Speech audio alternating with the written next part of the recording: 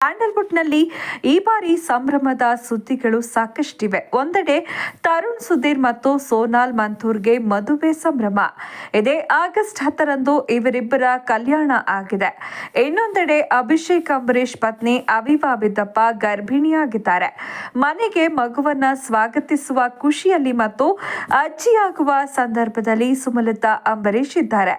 ಸ್ಯಾಂಡಲ್ವುಡ್ಗೆ ಖುಷಿ ಕೊಡುವಂತಹ ಈ ತಿಂಗಳು ಹಲವು ಕನ್ನಡ ಪ್ರಮುಖ ಸಿನಿಮಾಗಳು ರಿಲೀಸ್ ಆಗ್ತಾ ಇದೆ. ಅವಿವಾ ಬಿದ್ದಪ್ಪ ಮೊದಲ ಮಗುವಿನ ನಿರೀಕ್ಷೆಯಲ್ಲಿದ್ದಾರೆ. ಮನೆಗೆ ಹೊಸ ಅತಿಥಿಯನ್ನ ಸ್ವಾಗತಿಸಲು ರೆಬಲ್ ಸ್ಟಾರ್ ಕುಟುಂಬ ಕಾತುರಗೊಂಡಿದೆ.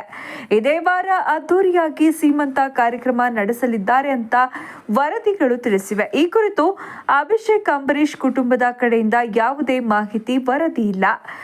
ಅಭಿಷೇಕ್ ಸದ್ಯ ಊರಲ್ಲಿಲ್ಲ. ಕಿಕ್ ಬಾಕ್ಸಿಂಗ್ ಕಲಿಯೋಕೆ ಸದ್ಯ ಫಾರಿನ್ಗೆ ಹೋಗಿದ್ದಾರಂತೆ.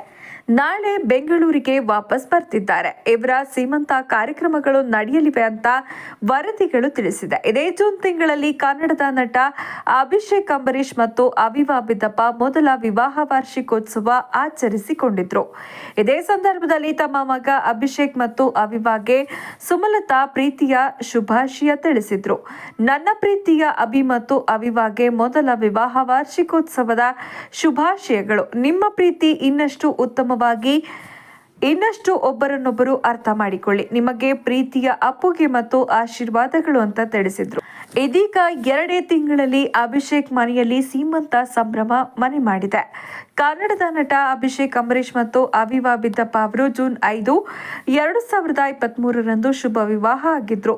ಜೂನ್ 7ರಂದು ಬೆಂಗಳೂರಿನ ಅರಮನೆ ಮೈದಾನದಲ್ಲಿ ಅದ್ದೂರಿಯಾಗಿ ಅತಿಥಿ ಸತ್ಕಾರ ಕಾರ್ಯಕ್ರಮ ನಡೆಸಿದ್ರು.